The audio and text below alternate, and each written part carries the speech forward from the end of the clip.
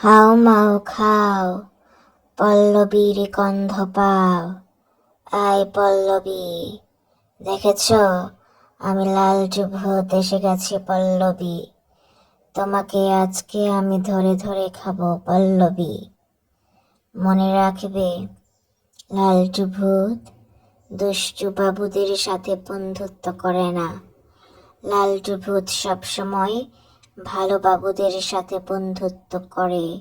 বুঝেছ তুমি পল্লবী? তোমার বাবা মা আমাকে বলেছে তুমি নাকি অনেক দুষ্ট হয়ে গেছো, বাবা মার কোনো কথা ঠিক মতো শুনছো না। এটা কি সত্যি বলো তো? তুমি স্কুলে যেতে চাও না, পড়াশোনা করতে চাও না, এগুলো তুমি কেন করছো পল্লবী?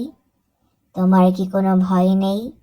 তুমি জানো না লালটু ভূত ইচ্ছে করলে কি কি করতে পারে পল্লবী? তোমার হাত দুটো, পা দুটো, চোখ দুটো, সব কিছু লালটু ভূত নিয়ে নিতে পারবে।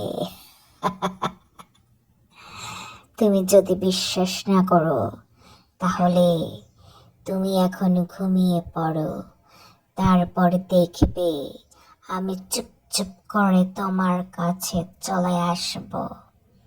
তারপর টুস করে তোমাকে ধরে নিয়ে আসব আমার লালটু ভূতের রাজ্যে।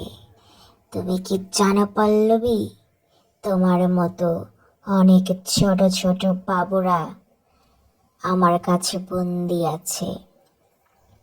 তারা সব সময় জিজ্ঞেস করে, লালটু ভূত, লালটু ভূত, তুমি কি আমাদেরকে আর কখনো ছাড়বে না লালটু ভূত?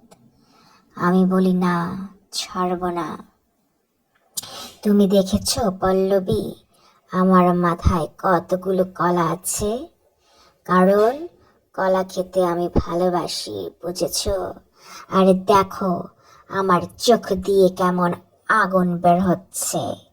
এই আগুনের সামনে তুমি যদি আসো তাহলে পুরো ভস্ম হয়ে যাবে পল্লবী।